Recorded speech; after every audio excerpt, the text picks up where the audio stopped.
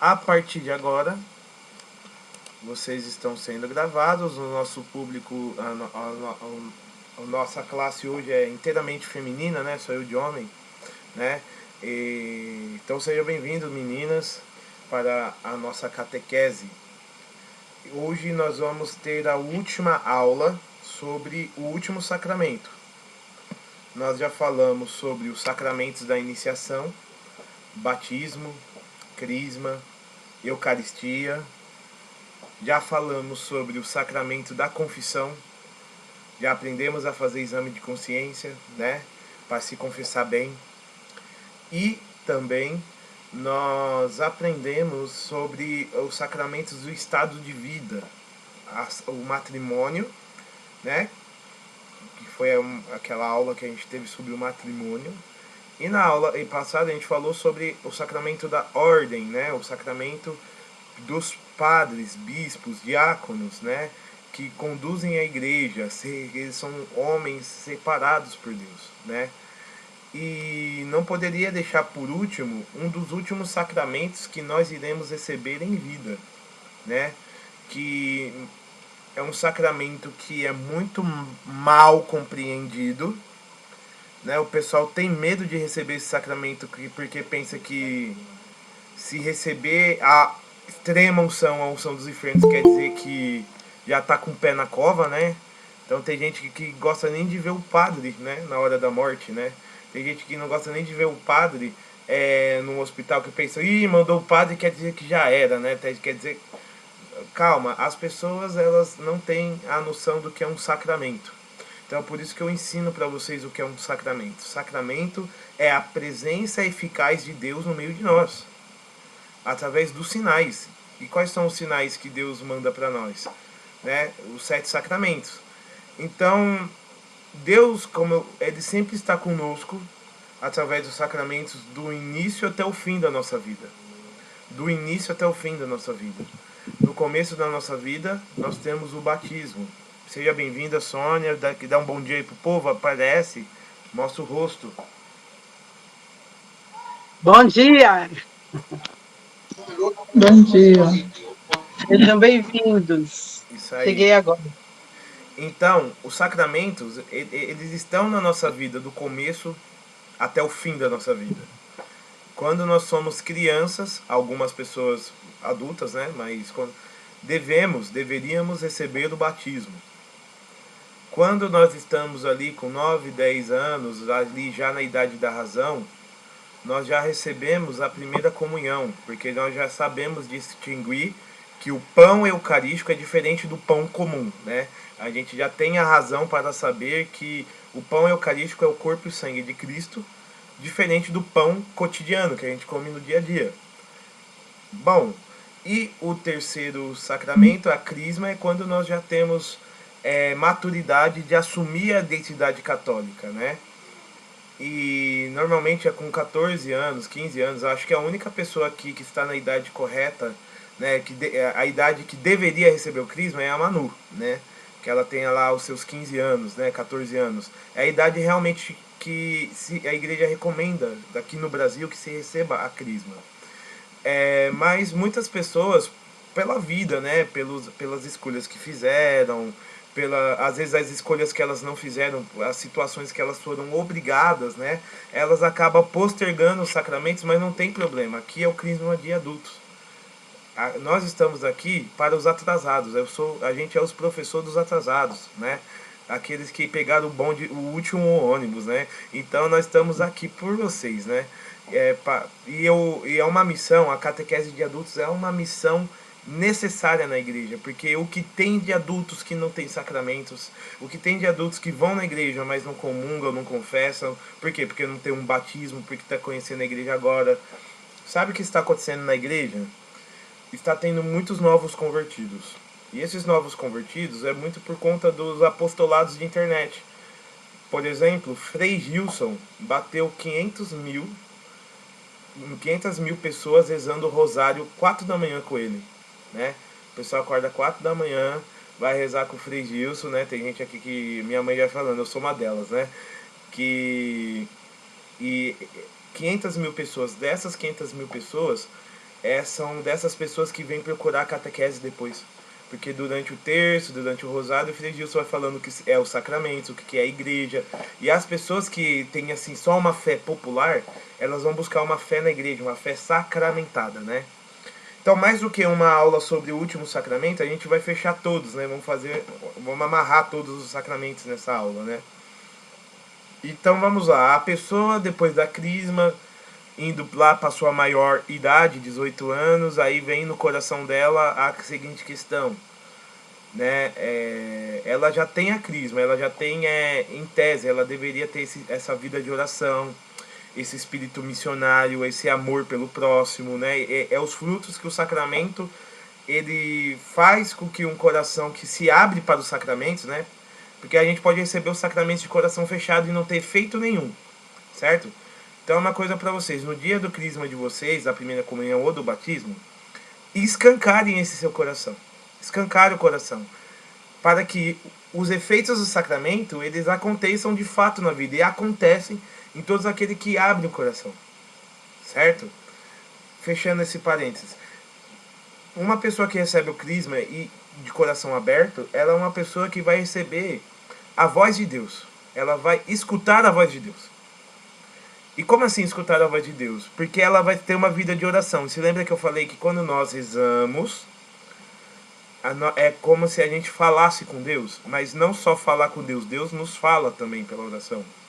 A oração é um diálogo, não um monólogo. Monólogo é quando você fala sozinho. Um diálogo, ou seja, você diz e Deus te responde. Como Deus responde? Ele é criativo, né?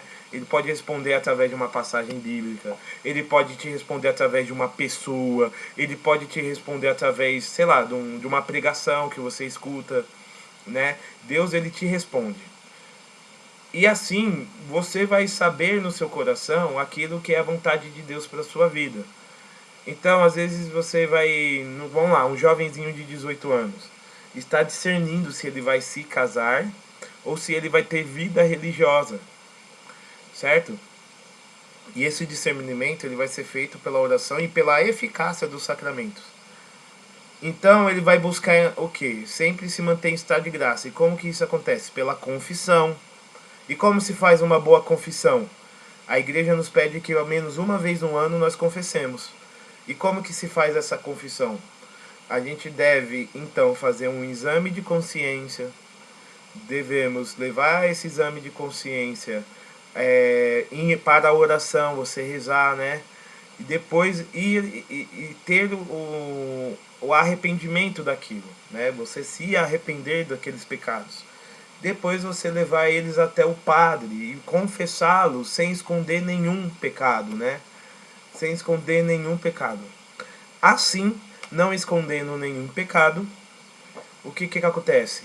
Nós temos o perdão sacramental dos nossos pecados e nós fazemos então a penitência que o padre passa e isso perdoa os nossos pecados no modo que se nós morrermos nós teremos a salvação. Vocês estão entendendo? Nós teremos a salvação. Então, uma pessoa que se confessa, uma pessoa que comunga, uma pessoa que tem crisma e que tem uma vida de oração, é impossível ela não ouvir o que a vontade de Deus para a vida dela. É impossível. É impossível. E isso vai fazer com que ela discirna se ela vai se casar ou se ela vai ter uma vida religiosa, seja como frei, padre ou como freira, certo? Ou monge, ou leigo celibatário, ou ao contrário, casados, com filhos, certo? E aí nós temos aqui o sacramento da ordem para aqueles que querem ser solteiros de Deus. Na verdade, o sacramento da ordem, ele é um casamento, né? Vamos dizer, o padre, ele se casa com a igreja, né? O padre, ele se casa com a igreja. Ele usa um anel no dedo esquerdo também. Quando você vê o padre, você vê que ele usa uma aliança.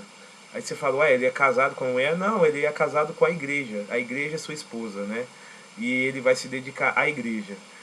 E nós, casados, usamos a aliança em sinal de amor e respeito e fidelidade ao nosso marido, à nossa esposa, ok? E assim a vida cristã, ela vai os sacramentos vão nos acompanhando a vida toda. Tem uns sacramentos que a gente recebe apenas uma vez. O batismo a gente recebe só uma vez, tá? Não tem rebatismo, não tem batizar de novo, né? O sacramento o sacramento da ordem se recebe só uma vez. Não tem ex-padre, entendeu? Até se o padre não quiser ser padre, ele é demitido do estado clerical, né? Porém, a alma dele é uma alma sacerdotal. E se um dia ele quiser voltar, a igreja só retira a proibição de ele ser padre, mas não faz uma nova ordenação. É para sempre. O crisma você recebe só uma vez e é para sempre, né? São esses sacramentos. O matrimônio, você recebe, dá para receber mais de uma vez, desde que você fique viúvo, tá? Então, morreu o marido, a esposa, você pode casar novamente, porque o matrimônio é até a morte os separe. A Eucaristia a gente deve receber muitas vezes, né? E também tem um sacramento que a gente pode receber várias vezes, que é o sacramento que a gente vai estudar hoje, que é a unção dos enfermos.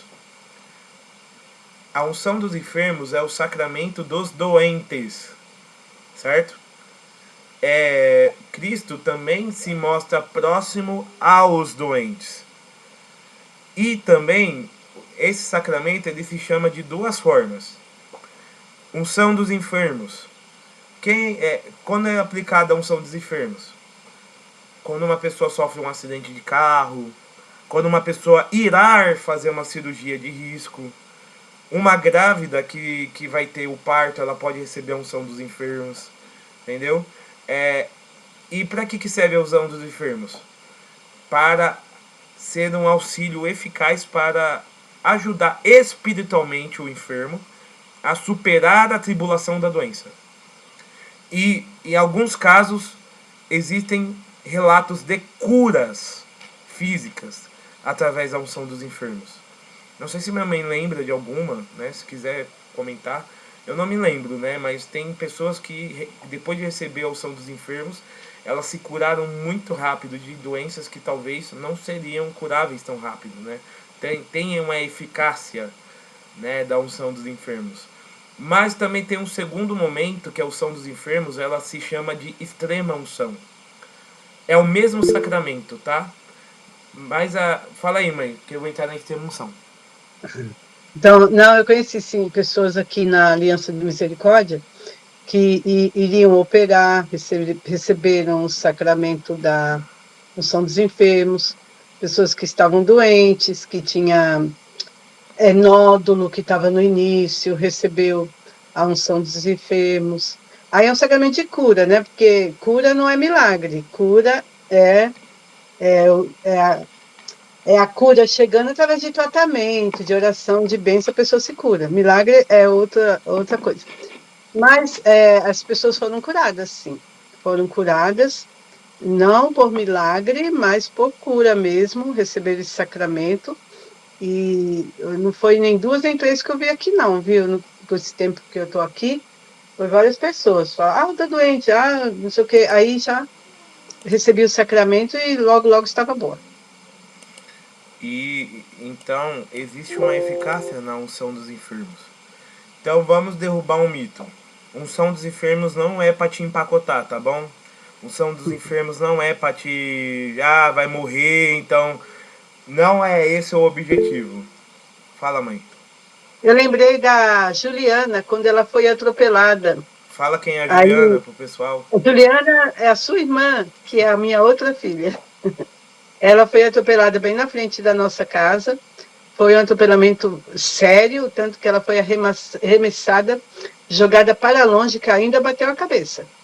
Então, ela foi levar o médico, tudo. E aí eles mandaram ela para casa, tirou a chapa da cabeça, mas ela vivia com a dor de cabeça terrível.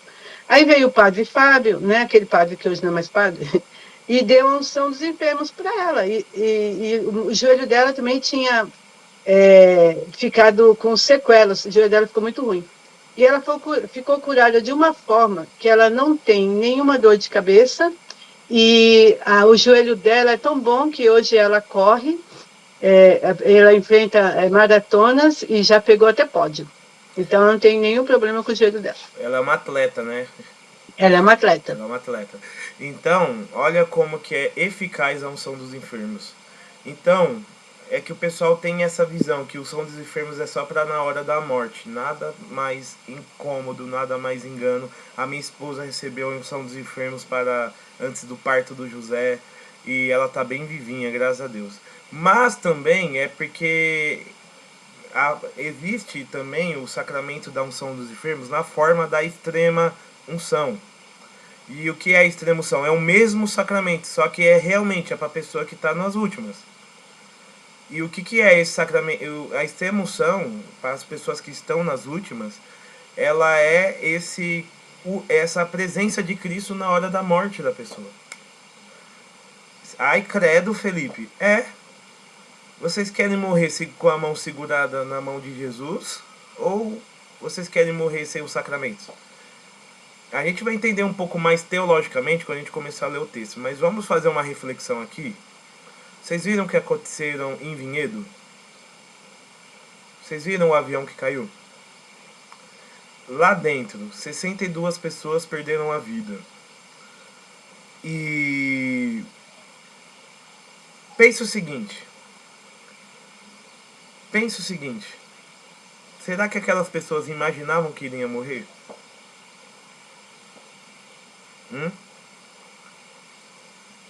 Ninguém ali imaginava que iria morrer.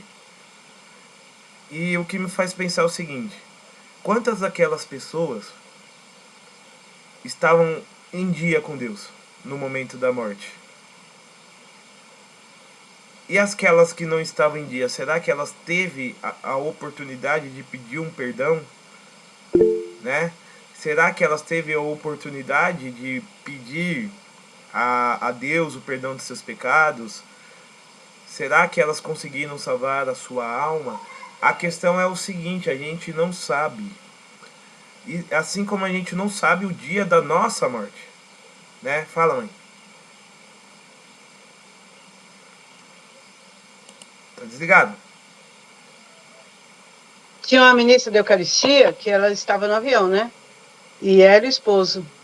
E ele eu não sei, mas ela se confessou antes da viagem.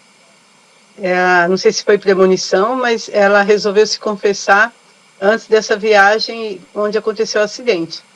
Com certeza, eu acho que ela foi direto para o céu. Mas assim, né, que é uma premonição. Todo mundo que é católico e tem bom senso, quando vai andar de avião ou de rodoviária, ou fazer alguma viagem longa, tem que se confessar, porque a gente não sabe. A gente não sabe o dia, a gente sabe o dia que a gente nasceu, mas a gente não sabe o dia que a gente vai morrer. Não sabemos. A vida do homem na Terra, ela é limitada, frágil. Eu, quando estava andando de avião, eu sei que o avião é um meio de transporte mais seguro.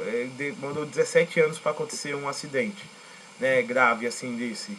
Agora, olha quantos acidentes de carro acontecem, quantos acidentes de ônibus acontecem, né? Só que acontece o seguinte, quando um acidente é de avião, morre todo mundo praticamente. Muito difícil sobreviver alguém, né? Quando você é o sorteado, você é o sorteado. Mas por que eu estou falando disso?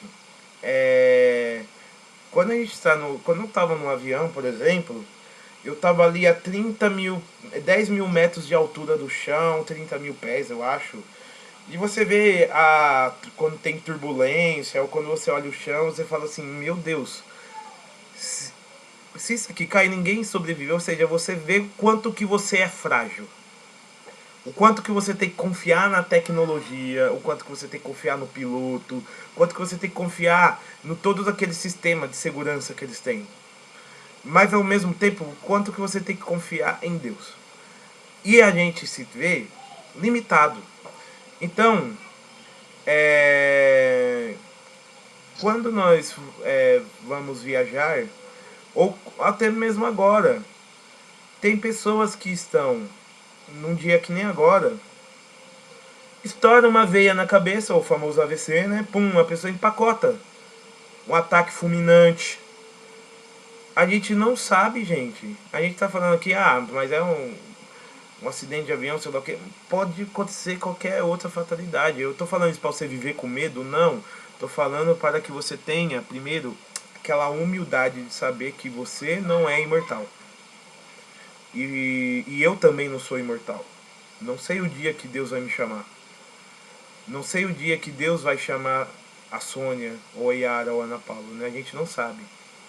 A questão é, quando Deus nos chamar, estaremos preparados para ir com Ele? É isso que eu quero que vocês saibam. Existe uma vida eterna. Existe uma vida eterna. Uma vida eterna que existe dois caminhos para a vida eterna. A eternidade, ela existe para os bons e para os ruins. Os bons herdarão o reino de Deus. E os ruins não herdarão o reino de Deus.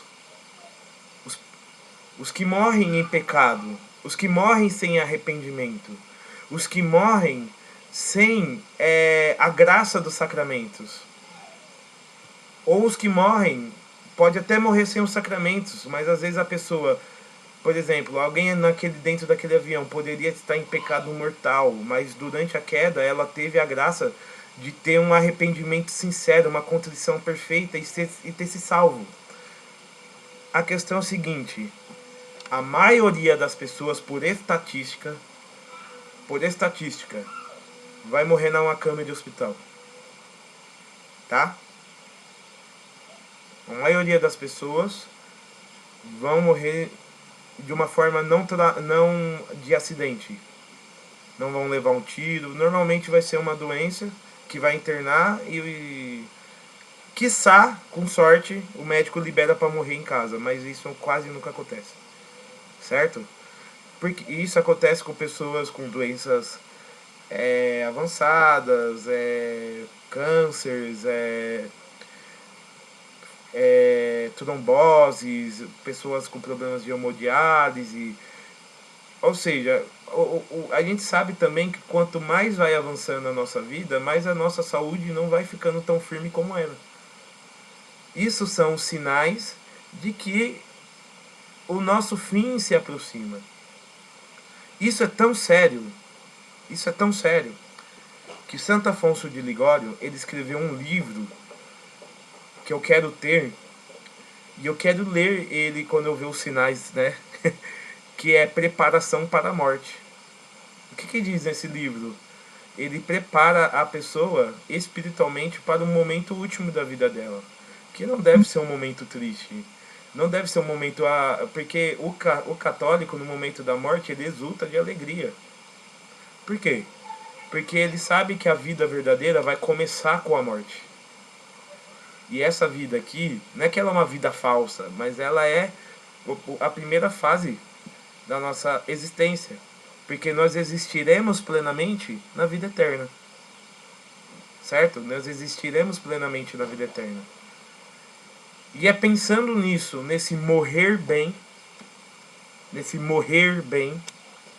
que a igreja, ela administra o sacramento da unção dos enfermos, que é um sacramento de tanta misericórdia,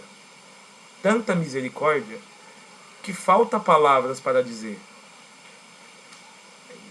E vocês vão entender mais quando a gente começar a ler o texto, tá? O quão grande é o amor de Deus por nós através desse sacramento. Quero que vocês tenham o texto diante de vocês. Percebam que hoje o tom da aula é mais sereno, né? O tom, porque o assunto pede esse tom mais sereno, né? Porque nós estamos refletindo sobre a vida e a morte. Mas saibam vocês que estão buscando o batismo, estão buscando sacramentos, e se vocês estão desde já arrependidos de todos os seus pecados, se vocês morrerem antes dos sacramentos, vocês são batizados por desejo, né? Por exemplo, na igreja primitiva, eles gostavam de matar os cristãos, os perseguidores dos cristãos, eles gostavam de matar os cristãos que não tinham sido batizados ainda. E a igreja falava que eles foram batizados no próprio sangue do martírio, né? Que é o batismo de sangue, o batismo de desejo. Eles desejavam ser batizados, porém eles morreram antes, mas esse desejo os batiza, né? Ao mesmo tempo, vamos dizer que nós estamos arrependidos de todos os nossos pecados e estamos indo no caminho para se confessar. Aí vem uma bala perdida e a gente morre. Nossos pecados estão perdoados porque o nosso propósito era ir até o confessionário. A gente estava arrependido, entendeu? Estava arrependido. Mas ao mesmo tempo, isso aí são coisas extraordinárias. O ordinário é que a gente busca os sacramentos. O ordinário é que a gente deseje ser perdoado e vá buscar o perdão no confessionário. Certo? A gente não pode viver de extraordinário, né? A gente tem que seguir aquilo que é o seguro, aquilo que é o mais eficaz. Então, a unção dos enfermos. Extrema unção. Pode ler, pode começar a leitura. A unção dos enfermos. Extrema unção. O sacramento da unção dos enfermos tem o objetivo de confortar o doente, perdoar os seus pecados e transmitir um sentimento de alívio espiritual e físico. Aí, antes de a gente ler a fundamentação bíblica, o texto já começa dizendo assim: a unção dos enfermos, além de ela dar conforto físico e espiritual, ela perdoa os pecados. Em quais condições? Vamos dizer que você está em coma. Você é católico, apostólico, romano, sofreu um acidente, ficou em coma, ou até em morte cerebral. Você vai, já foi, né? Você está vivo ali. O padre que vai até o seu leito e administra a unção dos enfermos, que é administrada com o óleo da penitência, né? Esse ato do padre perdoa os seus pecados, mesmo que você não esteja consciente para confessá-los. Olha que interessante, a unção dos enfermos, ela perdoa os pecados mesmo que você esteja inconsciente, mas desde que você tenha o desejo prévio de recebê-lo. Esse desejo ele pode ser direto ou indireto. Como assim? Eu sempre fui católico, sofri um acidente, e por esse acidente eu perdi a consciência. Quando eu estou no hospital, todo mundo que sabe que eu sou católico, meus parentes, vão pedir um padre para mim, porque eles sabem que eu gostaria disso. Faz parte do meu ser. Certo? Foi como o caso da minha avó, né? A minha avó, agora, o caso da minha avó, ela era uma católica, assim, não praticante, né? E ela pegou a Covid, depois ela se recuperou da Covid, só que ela teve, qual o nome que dava na barriga? Mãe, pode falar. Ela teve trombose intestinal. Isso, que foi em decorrência da Covid. O quadro Em dela decorrência da clínico, Covid. o quadro dela clínico piorou, ela foi internada, depois ela foi entubada.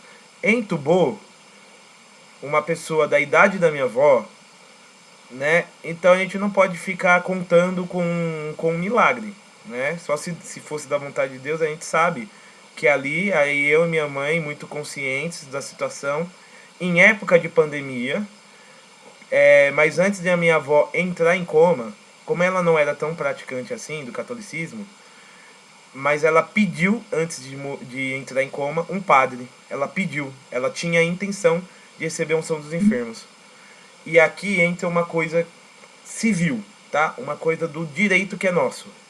Se um parente seu, católico ou não católico, mas porém ele pede a unção dos enfermos, pede o batismo, se é já batizado, pede a unção dos enfermos, é direito dele receber. E o hospital não pode negar, sob nenhuma circunstância. É um direito constitucional de que os padres, pastores e líderes religiosos podem entrar no hospital para dar conforto ao seu paciente. Por que eu falo isso? Queriam negar a entrada do padre para a minha avó, né? Foi uma briga do caramba, né? Porque era época de pandemia, eles não queriam deixar entrar o padre, né? Queriam deixar que a minha avózinha morresse sem os últimos sacramentos. A avózinha recebeu os sacramentos porque a gente rezou, a gente brigou, e a gente falou da lei, né? A gente falou com advogado, né? E o hospital acabou deixando. O padre entrou, só entrou só o padre, né? Ele administrou a unção dos enfermos da minha avózinha, e a minha avózinha, mesmo em coma, recebeu o perdão dos pecados, né? E como ela desejava ter esse sacramento, foi eficaz e com certeza ela se salvou. Essa é a nossa esperança, a nossa fé. Agora, muitas vezes o defunto ele está consciente, o defunto ainda não, né? A pessoa que vai morrer, ela está consciente, ela está nas últimas, porém consciente. O padre chegará para administrar a unção dos enfermos e aproveitará para ouvir a confissão. Então, se o defunto está consciente, a unção dos enfermos, ela, antes da unção dos enfermos, tem que ter uma confissão. É o padre que vai julgar se a pessoa está apta ou não para se confessar, se ela está com... Tem pessoas que estão morrendo, mas elas estão perfeitamente lúcidas e conseguem dizer, conseguem falar. Então o padre escuta a confissão delas.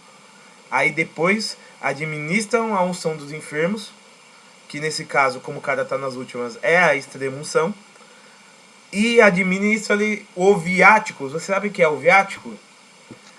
É a última comunhão da pessoa. Ele recebe a Eucaristia. Esse rito só pode ser feito quando a pessoa está consciente, né? Então, ele recebe o viático e ele imagina a paz de você morrer com o corpo e sangue de Cristo dentro de você. Imagina a paz de você morrer confessado, morrer assistido pela igreja e com Cristo dentro de você. Você morre em paz. Você morre em paz. Vamos lá. E da onde que surgiu esse tal de unção dos enfermos? A unção dos enfermos, ela tem como origem o próprio Cristo e os apóstolos. Na carta de Tiago, minha mãe lerá agora, a gente vai ver, é bíblico a unção dos enfermos. Pode ler. É um sacramento super importante, assim denominado porque...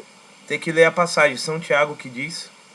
É São Tiago, capítulo 5, versículo 14 e 15. Vou ler aqui da minha palavra. Alguém dentre vós está doente? Mande chamar os presbíteros da igreja, para que orem sobre ele, ungindo-o com óleo no nome do Senhor. A oração da fé salvará o enfermo e o Senhor o levantará. E se tiver cometido pecados, receberá o perdão. Aí sim. Minha mãe leu na Bíblia dela, direta, né? Aqui nessa tradução não muda muita coisa. Mas assim, o que diz? Tem doente entre vós? Chame os presbíteros. Os presbíteros são os padres, tá? Então, desde o tempo de Jesus, você tinha os padres que administravam a unção dos enfermos, né? E qual que é a matéria desse sacramento? É o óleo. O óleo que é usado para ungir as mãos do doente, as duas mãos, e eu acho que a testa também, certo?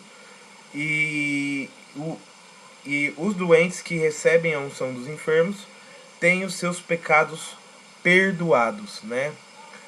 É um sacramento que alivia, né, as dores, pode trazer para o doente uma cura, né? Como eu te falei, pode ser que o cara tá lá na UTI, receba o sacramento e saia do coma, tem muito caso assim. Mas, se não for, prepara a pessoa para morrer santamente. Para morrer santamente. Porque, vamos falar a verdade, qual é o risco que nós temos aqui?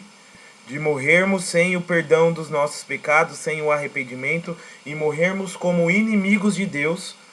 E o lugar daqueles que morrem como inimigos de Deus é o inferno. Entendeu? Não é... E a gente, para fazer uma catequese justa sobre o inferno, não é um lugar que Deus pune as pessoas. O inferno é um lugar das pessoas que não quiseram ser de Deus. Elas escolheram. Então tem casos, por exemplo, de hereges, pessoas que... Por exemplo, Maquiavel, que foi um escritor político, né, filósofo, anti-igreja, né? Ele, ao morrer, um padre chegou e perguntou para ele: vamos receber a extrema-unção? Vamos se arrepender? Ele teve uma vida toda dedicada a ir contra os preceitos da igreja. Ele disse assim, não quero receber a unção dos enfermos, né? Porque eu quero ir pro inferno, ele falou assim, né? Ele falou, eu quero ir pro inferno. Ele falou essas palavras, ele falou, porque lá no inferno eu vou poder falar de política, eu vou poder falar de estratégias, eu vou estar lá junto com os maiores políticos, né? Ele já tinha a ideia de que político não era santo, né? E aí ele, ou seja, a pessoa em sã consciência, ele, como ele era um escritor político, ele falou, eu quero ir pro inferno, né? Voltaire. Voltaire foi um grande pensador iluminista, anticlerical, anticatólico, que também rejeitou a unção dos enfermos. Ele escolheu não querer a salvação. E o inferno são para essas pessoas. Não estou falando que eles estão no inferno, só Deus sabe, mas o inferno é para esse tipo de pessoa que quer ir para lá. Entendeu? Deus, ele não vai nos obrigar a ir para o céu. Entendeu? E ao mesmo tempo, ir para o inferno também é uma escolha. Eu não quero ser de Deus, então eu não vou ficar diante dele. Mas a questão é, Deus, ele nos criou. Então, ficar eternamente longe de Deus é um tormento, é uma infelicidade para a alma. Ou seja, o maior tormento do inferno é você não ter nunca mais a presença de Deus na sua vida. Por toda a eternidade. Não é o fogo, nem aquelas torturas que o pessoal fala que tem. Isso aí é o secundário. O maior tormento do inferno é você ficar eternamente longe do Senhor. Eternamente longe do Senhor. Né? E a extremoção é a última chance. Talvez aquela pessoa que rejeitou Deus a vida toda. Talvez aquela pessoa que blasfemou contra Deus a vida toda, naquele último momento, ela pede perdão. E naquele último momento que ela pede perdão e recebe a extremunção, ela é salva. Ah, mas não é justo. Mas quem fala que a justiça quem faz é Deus, não nós, né? E tem duas passagens bíblicas que nos ajudam a entender isso. Primeira passagem bíblica, eu não vou citar aqui versículo, eu vou porque não preparei isso, veio aqui na minha mente agora. É dos trabalhadores da última hora. Não sei se minha mãe consegue achar o versículo, né? Um patrão tinha um vinhedo e ele chamou trabalhadores para trabalhar neste vinhedo. Uns chegaram 8 da manhã, certo? E iriam trabalhar até as 6 da tarde e receber, vamos estabelecer um salário fictício aqui, R$50. Ele foi até as praças, chamou mais pessoas. Esses iam chegar esses chegaram para trabalhar meio-dia. Iam trabalhar da meio-dia até as 6. Iam ganhar também R$50. Outros chegaram 3 horas e iam trabalhar das 3 horas até as 6 da tarde. Ia ganhar também R$50. E outros chegaram 5 da tarde. Ia também ganhar R$50. No final do dia, quando o patrão foi pagar, ele deu R$50 para todo mundo. Aí o pessoal das 8 da manhã, o pessoal da meio-dia falou, não é justo. A gente tá aqui trabalhando desde do sol nascendo. E esse pessoal aí, ele chegou agora e tá ganhando o mesmo que nós. Aí o patrão vai dizer assim, ó, eu combinei com você foi quanto? R$50? Então toma. Eu combinei com ele quanto? Foi R$50, então toma. Quem tem um dinheiro sou eu e eu pago quanto quiser aqueles que eu quero. Assim é Deus. Tem pessoas que vão ser desde as 8 da manhã, né? Vamos lá, desde a vida, desde cedo, elas serão de Deus, da igreja. Tem pessoas que vão chegar na meia-idade e vão receber. E tem pessoas que vão chegar a Deus no final da vida. E a questão é a seguinte, qual é o salário de quem ama Deus? O céu. Aí eu que fui de Deus a vida toda, vou ficar falando pra pessoa, ai, você, não é justo Deus, eu te servi a vida toda e ela vai pro céu no mesmo lugar que eu? Ela que morreu, ela que foi ladrão, assassino e ela se arrependeu no final da vida? Quem dá a salvação é Deus, não sou eu. Vocês estão entendendo? quem dá a salvação é Deus, não sou eu. Assim como eu posso viver a vida toda na igreja e no final da minha vida eu me desgraçar num pecado, né? Essa passagem que eu falei é Mateus capítulo 21 e seguintes, depois vocês leiam, tá? Vou me desgraçar no pecado no final da minha vida e depois eu vou pro inferno e vou falar, mas eu fui de Deus a vida toda. Só que no final da minha vida eu escolhi trair a Deus. Entendeu? A morte em Deus, ela é muito importante. Mas aí vão vir algumas pessoas e vão falar, então eu vou viver uma vida de pecado e quando eu tiver ali com meus 60, 70 anos eu vou me converter. Ela já faz o planejamento, né? Normalmente essas pessoas, elas acabam, não sempre, né? Elas acabam tendo uma morte imprevista. Porque você pode até pensar assim, mas quem disse que o seu arrependimento vai ser sincero se você está planejando já fazer isso? Quem disse que você vai viver o tanto que você planeja viver? Então nós precisamos sempre estar na graça de Deus e buscando os sacramentos. Eu não vou esperar uma extrema-unção para estar em estado de graça. Eu vou buscar ir na missa todo domingo, eu vou buscar comungar, eu vou buscar me confessar, eu vou buscar ter vida de oração, vou buscar os sacramentos, vou buscar casar na igreja.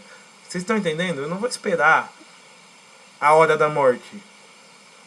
Entendeu? Mas se a hora da morte chegar, é necessário que você tenha a presença do sacerdote para que você tenha esse último encontro com Cristo.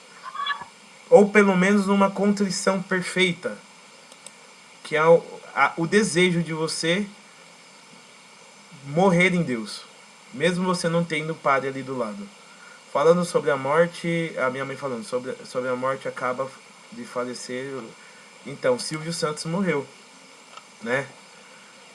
Silvio Santos morreu com 93 anos de vida. E mais do que rezar pela alma do Silvio Santos, só Deus sabe como ele morreu. Só Deus sabe se ele está no céu ou não. Só Deus sabe. Todo mundo que morreu, devemos rezar pela alma da pessoa. Devemos. Ok? Devemos rezar pela alma da pessoa, porque ela pode estar no purgatório. Céu, inferno, purgatório? Então, a gente vai ter aula sobre isso, certo? Ou a gente já teve? Não. Não, a gente vai ter aula sobre isso. Até o final do ano a gente vai ter.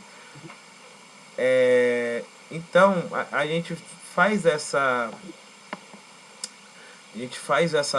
essas reflexões porque, meus irmãos, nós devemos crer e acreditar que Deus é misericórdia até o último suspiro da nossa vida, desde que nós abramos o coração para essa misericórdia. Outra passagem que nos ajuda a entender é aquela passagem, minha mãe pode ir caçando também, do bom e o mau ladrão. Bom. Qual? E o mau. Jesus foi crucificado com 2 ladrões. O mau ladrão.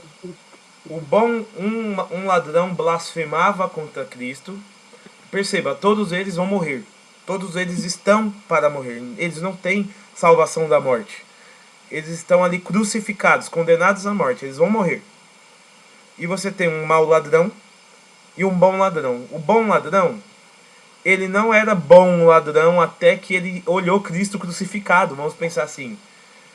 Ele admitiu o seguinte: você é inocente, mas nós roubamos, nós matamos, nós cometemos crimes, nós merecemos estar aqui. Enquanto o outro ladrão blasfemava e falava: se tu é tudo isso mesmo, desce a gente da cruz, né? Você é um farsante, né? Ou seja, um diante da morte se desespera e blasfema, e o outro diante da morte admite os seus pecados e pede para Cristo: lembra-te de mim quando entrares no teu reino. E Jesus vai dizer para aquele ladrão que roubou e fez o mal a vida toda, mas que no último momento se arrependeu: ainda hoje estará comigo no paraíso. O cara recebeu a extrema-unção ali na cruz. O cara recebeu a confissão ali na cruz. Ele confessou o pecado dele diante de Cristo e Cristo o absolveu. cara se confessou diretamente com Cristo. E ele foi absolvido. E uma das primeiras pessoas do Novo Testamento, uma das primeiras pessoas salvas que entra no céu é um ladrão. Olha como que é a graça de Deus. É um ladrão. Um ladrão que se arrepende. Porque não existe pecado maior que a graça de Deus. Não existe. Isso é lindo. Isso é maravilhoso. Não existe pecado maior que a graça de Deus. Alguma dúvida? Comentário?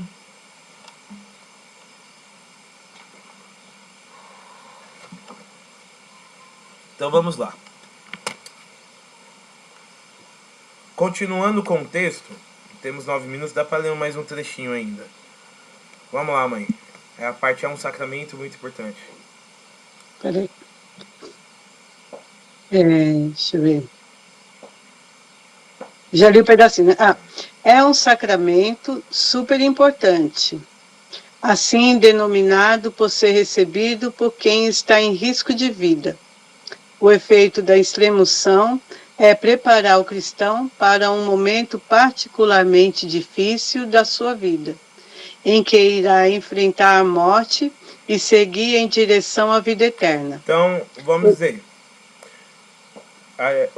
quem deve receber o sacramento da unção dos enfermos? Quem tem um risco de vida. Pode ser direto ou indireto. Então, a pessoa que vai receber, vai fazer uma cirurgia. Uma cirurgia, não é que nem, por exemplo, né? Eu tô com a unha cravada, chamei a Ana Paula. Chamo o padre, né? Apesar que eu tava quase chamando, né? Não, eu tava quase chamo o padre, eu vou morrer. Não, é uma coisa que não tem risco, pô. Eu vou no dentista tirar uma cárie, não tem risco. Agora, por exemplo, vai fazer uma cirurgia, né? Vai fazer uma cirurgia que tem um certo risco de vida. Você deve sim receber a unção dos enfermos. Parto. Eu sei que gravidez não é doença, tá? Mas o parto pode ter complicações. Pode deixar a mulher numa situação delicada. Então recebe a unção dos enfermos, entendeu? Não tanto pelo parto, mas também pelo pós-parto, que pode complicar, pode ter eclâmpsia, né? Às vezes os exames tá tudo bem, tá tudo bonitinho os exames. Aí no dia descobre um negócio que o exame não descobriu e aí acontece, né? Pode acontecer. Então, a unção dos enfermos, ela é para esses momentos, né? Não só para quem está no pé na cova já, né? Tem risco de vida. E também para aqueles que têm risco de vida, que estão já, né? Com mais para lá do que para cá, né? Então, recebe a unção dos enfermos também para ir bem. Porque, gente, a gente fala aqui na morte, mas a morte é um momento duro, difícil. Imagina, você tá ali, você vai deixar pessoas. Você vai deixar. A morte, ela causa um sofrimento em nós. E sabe qual é o bonito? Bonito e também é profundo. A nossa fé diz que quando Adão e Eva foram criados, eles foram criados para ser imortais. Certo? Então por que nós sofremos com a morte? Por que nós nos angustiamos com a morte? Porque não éramos para nós morrer. Ou seja, a morte é algo antinatural ao ser humano. Ou seja, a morte ela é uma consequência do pecado. A morte é uma consequência da transgressão de Adão e Eva. Certo? Ou seja, a morte ela não era para ser algo natural. É por isso que nós a estranhamos. O ser humano estranha a morte. Você pode ver que os outros animais eles não estranham a morte. Eles morrem, só morrem. Né? Eles não ficam assim, meu Deus, eu vou deixar o meu filho, minha filha. Não, eles só naturalmente morrem. O ser humano não, ele se angustia. Perceba, o ser humano é o único que se angustia com a morte. Nenhuma outra espécie de animal se angustia com a morte.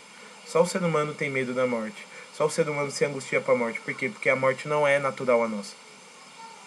Ou seja, a morte é um trauma. Não era para acontecer, mas acontece. Fruto do pecado. E o sacramento da unção dos enfermos, ele nos dá força para encarar esse momento como homem e mulher de Deus. Ou seja, o cristão, diante da morte, ele, com a unção dos enfermos, ele ganha uma força, uma força. Ele ganha uma força que não é dele, mas que vem do próprio Cristo, para que ele encare aquele momento com santidade. Santo Afonso de Ligório diz que como que nós, cadê a gente está vendo que a gente está morrendo, o que nós devemos fazer? Não no dia que a gente está morrendo, mas a gente vê que, sei lá, mano, dizem que o pessoal sabe, né? Que as pessoas sabem quando está chegando o fim. Tem alguém para perdoar? Perdoa. Como está a sua questão com seus filhos? Eles estão bem encaminhados? Com que eles vão ficar? E já estão crescidos, casados? Ótimo. Porque qual é a única preocupação que o cristão deve ter na hora da morte? O bom cristão, católico praticante, né? Ele vai receber essa emoção e nos últimos momentos de vida ele vai se preocupar em se unir a Deus. Ele vai se preocupar em se apaixonar por Deus, se unir a Deus. No momento da nossa morte, nós não devemos nos preocupar com as contas, com os boletos. Não. No momento da morte, nós devemos, então, olhar para Cristo. E Cristo olhar para nós. E assim, nós temos várias experiências dos santos. Os santos, quando eles iam morrer, tiro e queda. Eles falavam, estou vendo Jesus. Expirava e morria. Outros falavam, Nossa Senhora veio me buscar. Eu quero muito, não sei se Deus vai dar essa graça para mim, de na hora da minha morte, a Virgem Maria vir me buscar. Né? De a Virgem Maria vir falar, filho, vamos lá pro céu, a sua casa. Eu quero muito na hora da morte que a Virgem Maria me leve. Né? Ter essa visão da Virgem Maria me levando para Cristo. Né? Isso seria de consolar a minha alma. Papa João Paulo II morre dizendo, estou voltando para a casa do Pai. Né? Estou voltando para a casa do Pai. Ou seja, os santos, eles morrem em Deus e você vê isso na sua morte. Né? Então que nós tenhamos uma morte santa. Mãe, vou deixar, vamos começar, vamos sair aqui da sala, vamos mudar de sala e você começa falando o que você queria dizer, tá? Para você ter tempo. Pessoal, vamos trocar de sala, tá bom? Até daqui a pouco. Vamos lá.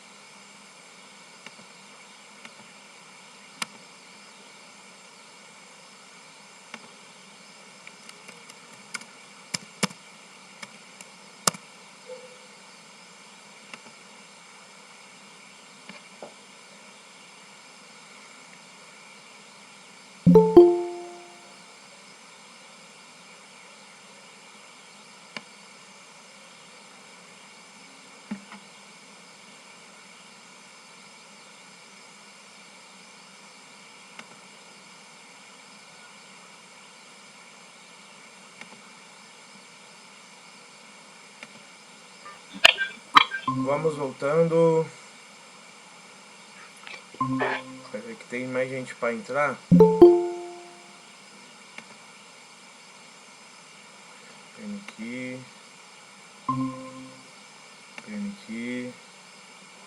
Estou permitindo a entrada de todo mundo.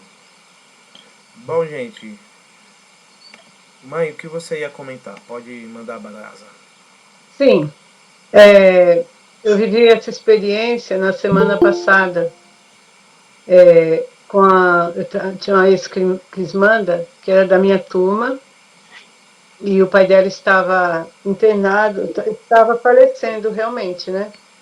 Só que elas não conseguiam enxergar e elas só ficavam pedindo milagre, pedindo oração por milagre. Aí eu fui visitá-lo. Aí quando eu olhei, eu vi ele do jeito que ele estava, eu percebi que ele ia morrer. Daí ele não ia escapar, não sei que fosse por um milagre mesmo, né? E aí, quando eu tive essa confirmação no meu coração, rezando por ele, né, veio a confirmação que ele iria falecer. Aí eu peguei, chamei elas e comecei a falar, né? Você está preparada para entregar o seu pai para Deus? Porque ele estava sofrendo há 15 dias, imóvel na cama e entubado, né? Então eu vi que ali só ia ter sofrimento, né? Aí eu falei assim para elas: por que vocês não entregam ele para Deus? E aí elas choraram muito e tal. Eu falei: entrega ele para Deus, né? Pede para Deus fazer a vontade dele, né? A Amém. vontade dele. Aí, enfim, eu falei para elas fazer oração de perdão para perdoar o pai e falar no ouvido dele, embora estivesse inconsciente, que perdoava ele de todo, qualquer coisa que tenha acontecido na vida deles, né? E também liberando perdão para ele. E aí elas começaram a chorar muito, se prepararam para entregar o pai para Deus. Quando eu fiz isso com elas, 2 dias depois, elas mandaram a mensagem dizendo que ele estava morrendo. Aí eu peguei e falei para elas ficar ao lado do leito dele, rezando o texto da misericórdia sem parar, porque não tinha nem como segurar na mão dele, né? Porque estava todo cheio de agulhas. E foi assim que aconteceu. Elas rezaram o texto da misericórdia sem cessar até o último suspiro dele. E aí depois elas me relataram que elas ficaram em paz, com sentimento de muita paz, e também levaram o padre, que também deu a extrema unção para ele, né? E ele partiu em paz, e agora elas estão, vou dizer, alegres, elas estão consoladas pelo Espírito Santo de Deus, pelo perdão que foi derramado e pela fé que elas tiveram, e porque elas também tiveram a fé de entregar o pai dela para Jesus, porque na verdade elas estavam segurando ele, querendo obter um milagre. Então, quer dizer com tudo isso, que a gente tem que saber dar as pessoas para Deus. Com a minha mãe também foi assim, eu entreguei ela para Deus. Eu fui a última a visitar ela também, a última a fazer oração, a última a falar com ela e também rezei o texto da misericórdia por ela. E também foi assim a passagem dela. Então, é um momento difícil da gente entregar o seu ente querido para Deus, mas se a gente não entregar, a gente deixa a pessoa enferma em situação difícil. E nesse momento, Né? nós que somos católicos não podemos dormir no ponto. Se nós somos católicos e o nosso parente ali que está morrendo, ele é católico, a gente fica lá, ai Senhor, cura ele, e não pensa no padre para ir. Não pensa. Então tem muita gente que morre sem os sacramentos por ignorância, por falta de catequese, né? Por falta de conhecimento mesmo. Católicos que falam, ai credo, eu vou chamar o padre, é para matar meu pai, é para matar. Então, não. Ignorante, se for pro seu pai morrer, que ele morra santo, que ele morra e seja salvo, né? Às vezes, mano, sobe uma ira assim dentro de mim quando eu vejo essas pessoas que não entendem a graça de Deus, o amor e a misericórdia de Deus, né? Uma ira santa, né? De querer que quantas pessoas morreram sem ter um padre, não por culpa delas, mas por culpa da família que não entende o que significa essa emoção. Catequese ela é muito importante, né? A catequese ela é fundamental. O que vocês estão fazendo aqui, gente, é para a salvação das vossas almas e das almas de quem Deus confiar a vocês. Certo? Não é só para desbloquear a vida. Não é só porque meu pai fez. Isso aqui é sério. A catequese é para a salvação das almas. Ou seja, para que as almas habitem no céu face a face com Deus, né? A catequese ela não é para esta vida aqui. A catequese é para que nós possamos chegar na vida eterna. A vida eterna que importa, né? O que estamos fazendo aqui é precioso, como diz a Sônia, né? É precioso, né? Então vamos continuar. A minha mãe mandou a passagem do Bom e o Mau Ladrão para que vocês possam estar conferindo depois aí, né? Ficou lá na outra conversa. Acho que é Marcos. No finalzinho do 15, Evangelho. né? Acho que é 15, deixa eu ver. Isso, Marcos 15. 15. Vocês dão uma olhada no Marcos 15, a crucificação de Jesus, tá? Depois vocês leiam atentamente. Vamos continuar.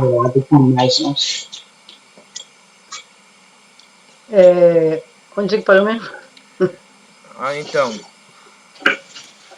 os dois últimos parágrafos. O efeito da unção, é isso mesmo? O A sacramento da unção extrema-unção? deve ser administrado. Tem que ler você, porque o meu não quer abrir. Tá. Tá trancado. O sacramento da unção dos enfermos. O sacramento da unção deve ser administrado por um sacerdote, que pronuncia palavras de conforto enquanto unge o enfermo com óleo abençoado. A unção dos enfermos é também o sacramento da cura e tem poder de perdoar todos os pecados. Então, olha a importância do padre. O sacramento da unção dos enfermos só pode ser administrado por um padre, né? Tem que ser um sacerdote. E ele vai dizer para o enfermo palavras de conforto e também, administrando óleo, a fórmula, né, da unção dos enfermos.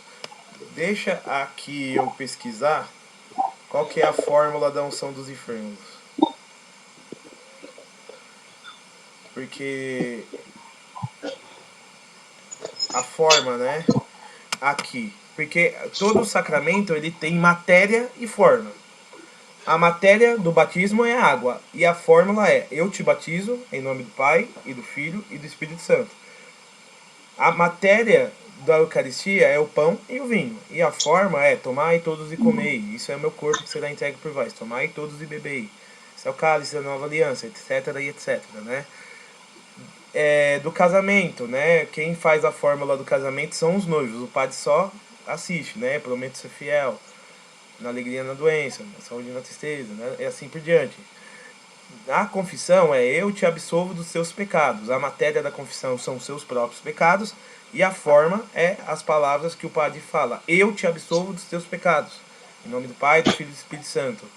Não importa o idioma que seja falado, em latim, em português, em japonês, é a fórmula são as fórmulas. Tem que respeitar a fórmula que a igreja impôs.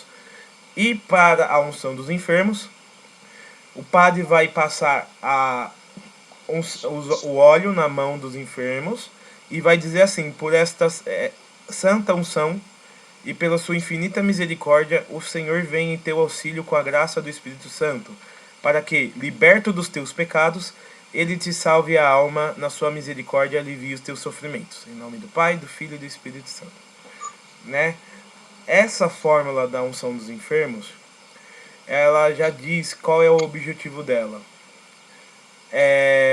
Pela graça do Espírito Santo, libertar da maior doença de todas, que não é, sei lá, o câncer, ou, sei lá, a diabetes. O que vai livrar você da doença, a maior doença de todos, que te livra da unção dos pecados, a unção dos enfermos, é os pecados. Assim como tem uma passagem que Jesus estava pregando dentro de uma casa e 5 pessoas abrem o teto, né, daquela casa. Pesquisa aí, mãe. E vai abaixando o enfermo até Jesus. Jesus fica impressionado com aqueles amigos, que já ouviram falar dessa passagem, né? E o cara abre o teto, os caras abrem o teto e desce o paralítico até Jesus. Jesus, ele olha para aquele paralítico e ele diz o seguinte: teus pecados estão perdoados. Os fariseus que estavam ali, ou seja, aqueles que eram adversários de Jesus, falou: quem esse cara pensa que é? Só Deus pode perdoar os pecados. Eles estavam pensando. Jesus, como lê pensamento, disse: vocês estão incomodados que eu perdoei o pecado desse cara. Vocês queriam que eu dissesse o quê? Levanta e anda? Tá bom. Filho, toma seu leito, levanta e anda. O cara levantou e andou. Né? O que isso quer dizer? Que Jesus, antes de curar o corpo, ele cura a alma. Eu anotaria isso. pintaria na parede de casa. Jesus, antes de curar o corpo, ele cura a alma. A alma, ela é eterna, o corpo, ele vai perecer num caixão. Aí é importante cuidar da saúde, fazer academia. Eu faço, eu cuido, tem que comer certinho, tem que ir tirar a unha encravada, tem que cuidar mesmo. Mas sabendo que o corpo, ele não é mais importante que a alma. A alma, ela vai ser salva, né? A alma depois vai se unir ao corpo na ressurreição final, certo? Mas nós devemos se preocupar antes com as coisas da alma. Aí Padre Léo, né, o pessoal que trabalha com oração, né, dizem que muitas pessoas desenvolveram câncer, depressão por conta de coisas da alma, como falta de perdão. Teve pessoas que voltaram a enxergar depois que perdoaram, né? Ou seja, o pecado, ele traz uma marca no nosso corpo que pode se transformar em doenças. Mas o perdão, os sacramentos também podem trazer a cura do corpo. Então, uma pessoa que está ali recebendo a unção dos enfermos, ela recebe o perdão dos pecados e isso talvez traga a recuperação do corpo, certo? Porque talvez aquela doença tem como causa um pecado, certo? Um pecado. Então, a pessoa, ao pedir perdão a Deus, ela está pedindo que Deus cure ela na alma. E se for da vontade de Deus, essa cura da alma, como o corpo ele é unido com a alma, vai reverberar também no corpo. Se não for a vontade de Deus, a alma está curada e o corpo vai para o caixão. Mas a alma vai para o céu. Isso não é o mais importante. O mais importante é ir para o céu. Certo? Então, a libertação dos pecados descritos aqui na fórmula, ela tem como objetivo salvar e aliviar os sofrimentos. A pessoa pode estar sentindo uma dor do caramba na hora da morte, mas ela está confortada que aquilo ali ela vai para o céu, porque ela recebeu a unção dos enfermos. Então, é um sacramento que ajuda você a encarar a hora da morte. Amém, povo santo? Então, vamos lá. Pode falar, mãe. O importante também é confiar no sacramento, né? Aí a pessoa fala assim, eu recebi o sacramento, mas será que eu vou para o céu? Será que eu vou ficar curada? Será que eu estou perdoado? A gente tem que confiar, porque a palavra de Deus não falha. Os sacramentos são graças eficazes, né? Então, a gente não pode achar que não foi perdoado, não foi curado, ou que seu parente que recebeu a extremunção não esteja no céu ou no purgatório. Porque quando a gente recebe a graça de receber esse sacramento, a misericórdia de Deus já é infinita. A não ser que nem o Felipe colocou, a não ser que não haja arrependimento, né? Mas a gente tem que acreditar, porque é mesmo que pedir uma coisa para Deus e não tomar posse, né? E devolver para Deus o que você pediu. Então, tem que confiar mesmo. E assim a gente encerra a nossa aula de hoje com essa esperança de que o céu é o nosso lugar. E concluindo, esses 7 sacramentos nos acompanham por toda a vida. Batismo no nascimento, primeira comunhão e a crisma na idade de maturidade, a Eucaristia durante toda a vida, inclusive na extremunção se recebe o viático, né, a última comunhão. O matrimônio, uma vez na vida, no caso de algumas pessoas duas, né, por causa da viuvez. O sacramento da ordem, que te coloca na graça da ordem, então uma vez padre, sempre padre. Ele pode não exercer a função por alguma coisa ou outra, mas sempre padre.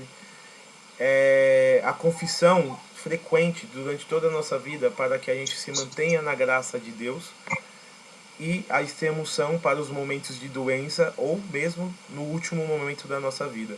E assim a gente encerra esse curso sobre os 7 sacramentos, né? E a gente vai agora falar sobre história da igreja nas próximas aulas, tá bom? E a gente vai falar como a igreja ela vai ser aulas de história, né? Vão ser aulas de história. As 2 próximas aulas, 3 aulas, a gente vai falar sobre história da igreja. Depois, como nasceu a nossa igreja, né? Isso. Depois a gente vai falar de escatologia, né? Ou seja, céu, inferno, purgatório, né? E depois a gente vai estar já indo pro fim, né? A gente vai estar indo para algumas aulas interessantes, né? A gente vai falar 7 dons do Espírito 7 dons do Santo, Espírito Santo, a vida de oração, né? Então, 5 mandamentos da igreja, entra nesse pacote, então né? assim, tá imperdível. Tá imperdível. Não vamos perder nenhuma aula, tá? Vamos reassisti-la se for preciso. E amém, gente. Eu vou aqui interromper a gravação.